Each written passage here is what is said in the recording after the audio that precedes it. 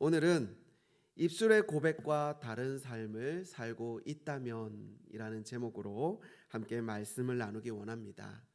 이 아침 우리에게 주어진 이 본문을 통해서 주님께서 우리에게 하시는 이 책망이 참으로 뼈아프게 다가옵니다.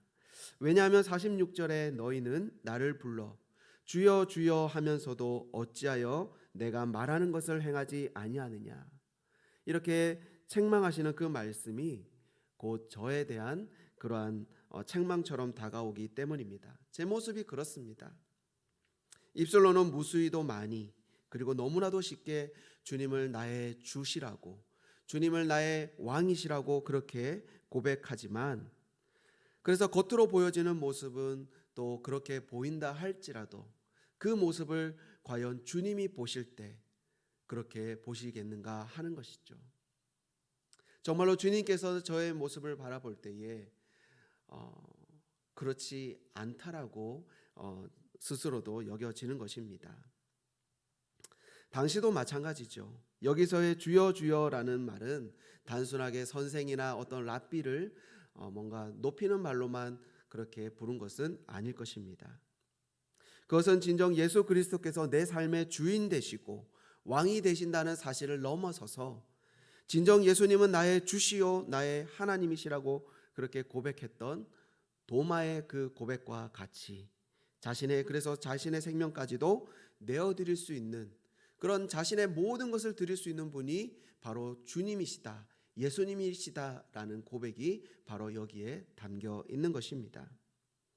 실제로 구약 성경에서 하나님을 지칭하는 그 단어, 히브리어로 야훼라는 말, 그리고 아도나이라는 그 말을 이제는 신약 성경에 와서 헬라어로 번역을 할 때 뭐라고 이야기하냐면 오늘 본문의 말씀처럼 주여라고 하는 퀴리오스라는 단어를 대치해서 사용하고 있는 것입니다. 그래서 정말로 내 삶의 예수가 주가 되시고 하나님이 되고 계신가? 정말 그러한 고백과 그러한 예수가 주인된 삶을 살고 있다면 당연히 그 말씀과 또 그 가르침대로 우리는 살아가는 것이 마땅할 것입니다. 과연 내가 그런 삶을 살고 있는가? 내 삶에 정말로 주님의 그 모습이, 내 삶에 정말 그 주님의 성품이 그렇게 투영되어지고 있는가? 그것을 우리가 돌아보아야 한다라는 것입니다. 물론 우리는 연약하고 부족하고 실수가 많고 또 넘어질 수 있는 그러한 자들입니다.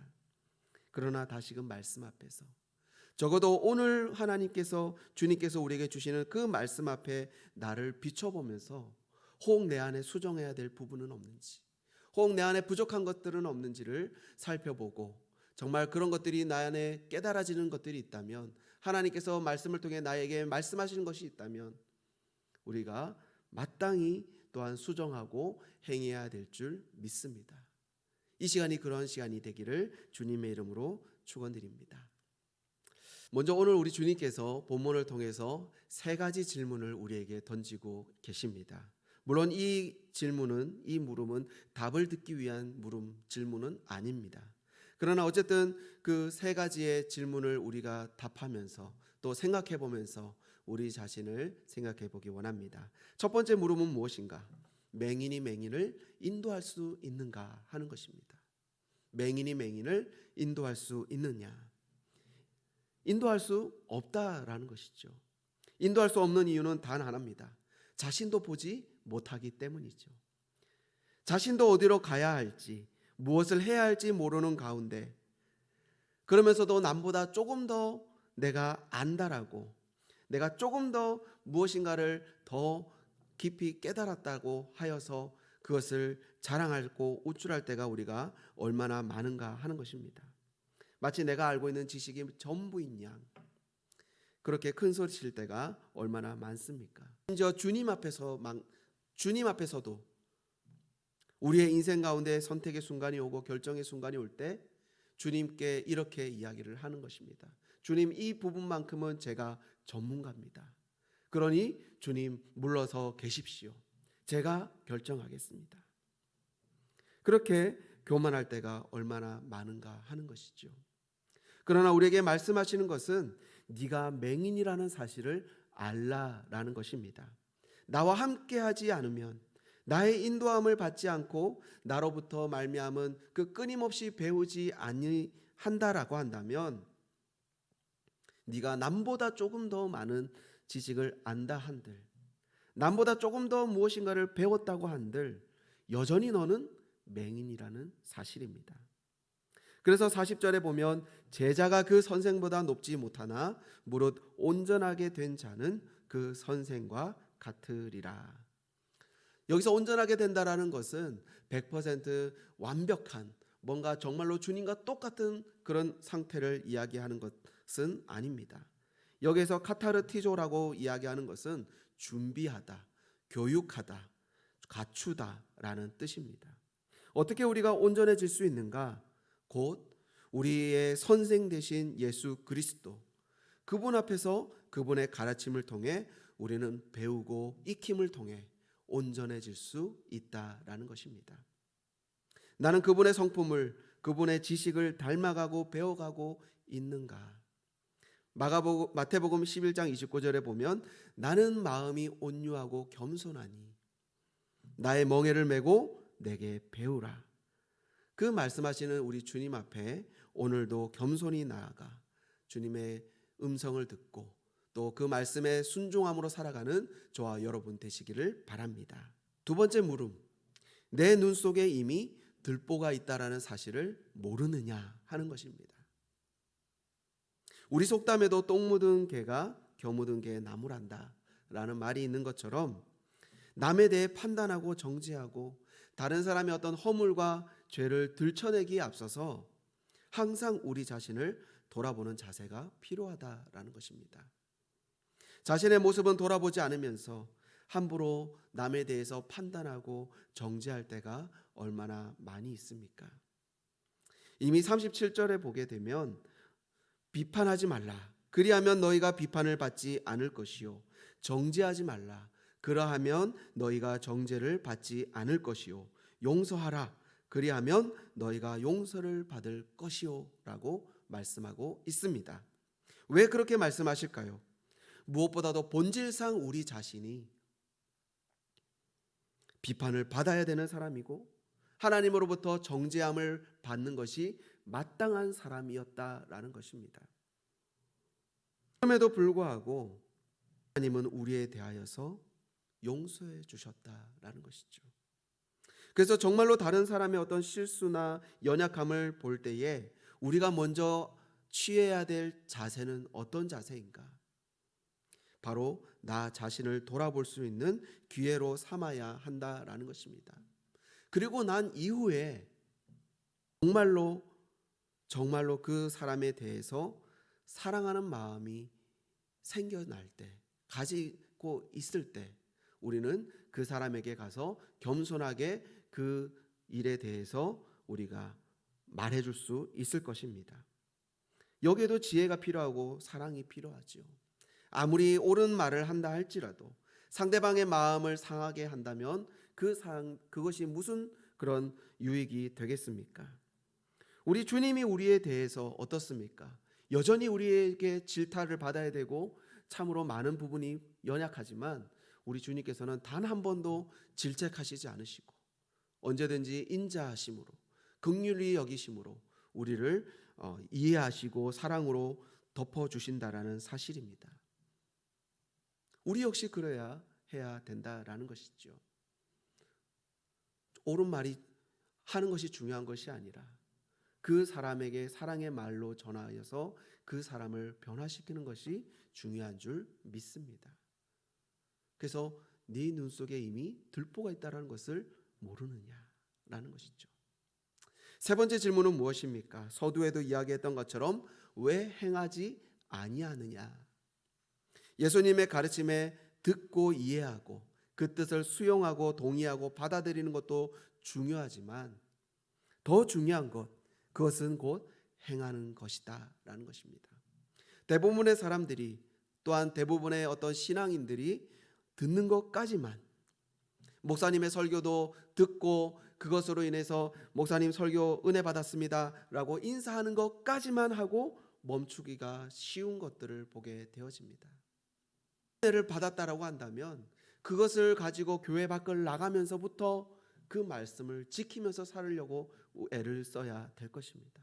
근데 그렇게 하지 않는 경우가 대부분이다.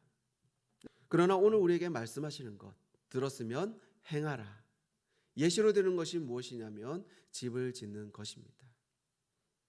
겉으로 보여지는 것은 반석 위에 짓는 것이나 모래 위에 짓는 것 둘 다 큰 차이가 없어 보입니다.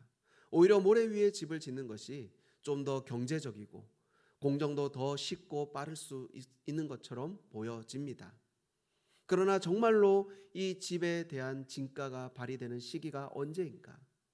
바로 큰 물이 왔을 때, 큰 물이 나서 탕류가 그 집에 부딪혀 올 때에, 어려움이 올 때에 땅을 깊이 파고 주추를 반석 위에 놓은 그 집은 든든할 것이다.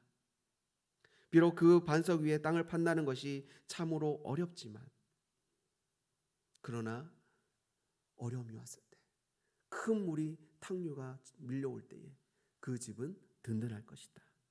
그러나 그저 겉으로 보여지는 외관만을 신경 쓰고 주추 없이 흙 위에 지은 집은 결국 무너져 파괴됨이 심할 것이다 라고 주님이 말씀하고 있는 겁니다. 듣고 행하지 아니하는 자가 이와 같다라는 것이죠. 어쩌면 오늘날 우리에게도 이러한 모습은 없는지, 코로나를 겪으면서 그 전까지는 어떻습니까?